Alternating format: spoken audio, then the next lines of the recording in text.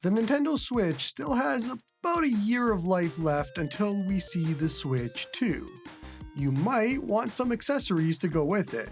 Maybe you're just tired of the included Joy-Cons and you want something awesome instead.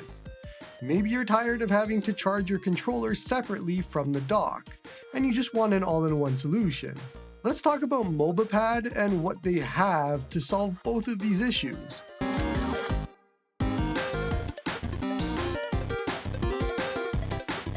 Hey everyone, and welcome back to Joey's Retro Handhelds.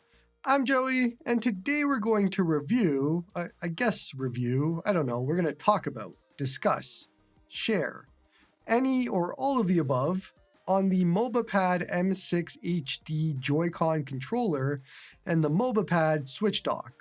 Can we start with the controllers? Let's start with the controllers, because I want to gush about them quite a bit. These are just awesome. Seriously, where have these been all of my life? Why have I been using Joy-Cons like a sucker when controllers like this exist? The biggest complaint, almost unanimously, about the Switch is the uncomfortable nature of it, and also the awful D-pad and controls. This solves all of those problems and then more, and for the price of what Joy-Cons usually cost. These are $80 and they have a whole bunch of upgrades. You can use them separated like normal Joy-Cons. They have 6-axis gyroscope for those that like that. You can adjust the faceplate of the actual controller if you want hexagonal sticks. They're massively comfortable thanks to the actual grips, and you can hold the Switch normally now like it's an actual handheld. They have back buttons, which are actual macro buttons, and I've never really used those. It does have amiibo support. The actual sticks, however, are Hall effect sticks, and they have a much wider range of motion. The buttons are mechanical and clicky, and along with changing the faceplates, you can change to a standard D-pad if you don't like the circle D-pad. Honestly, all of this is such a massive improvement over the original Joy-Cons that I would consider these a must-have for any Switch owner. And I'm not being hyperbolic here, I really do think these are amazing. This is a super comfortable controller addition, and it's a night and day improvement over the Joy-Cons. Testing out the sticks in-game, and it's so much better using actual sticks compared to the Joy-Con sticks. You have no idea. This alone makes me so happy. With a wider range of motion and their Hall effect too, they're just so much better. The D-pad is interesting as well. I like the circle D-pad over the cross D-pad, and it feels great, especially with heavy usage in games like Dead Cells. I think the only real negative to all of these controls is the loud, clicky buttons from pretty much everything. The D-pad, the buttons, the shoulders, the triggers, they're all mechanical mouse clicks, and that can annoy anybody next to you. There's also an app, and you'd think it would be a throwaway app, but it's most definitely not. You can do button tests. You can change the configuration of the buttons to match certain games. You can adjust your actual dead zones and other settings.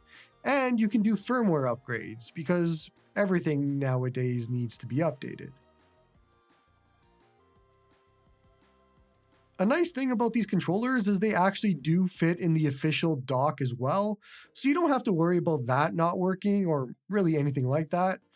But that does bring me to the next item for today, and that's going to be the Mobapad Switch Dock. So this thing is kind of bulky, and it's meant to be a dock for both your Pro controller and the actual Switch. The official dock costs $70. It has 2 USB ports, a LAN port, HDMI out, and the USB-C charging port. This dock here costs $40, has 1 USB 3.0 port, 1 USB-C charging port, and the HDMI port. So you kind of lose the LAN port and a USB port to save $30.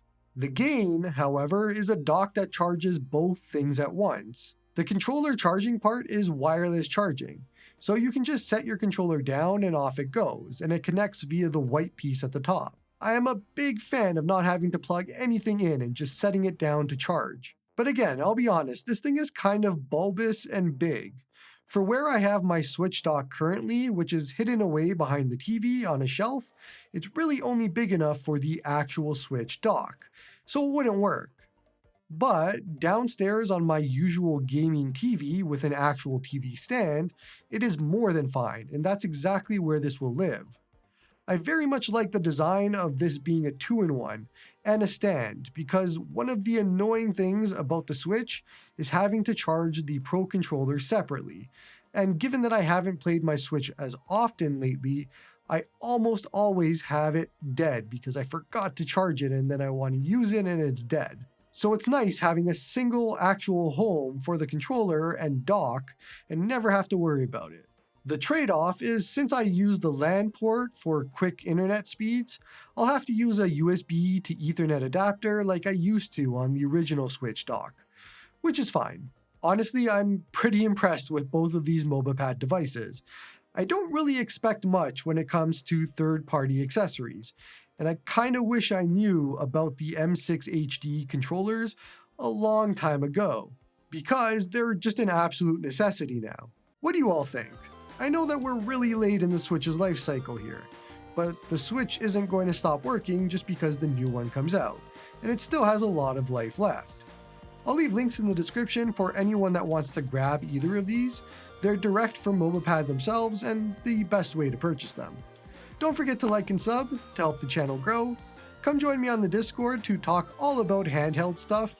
Support me on Patreon if you like my videos. And hope you all have a good one.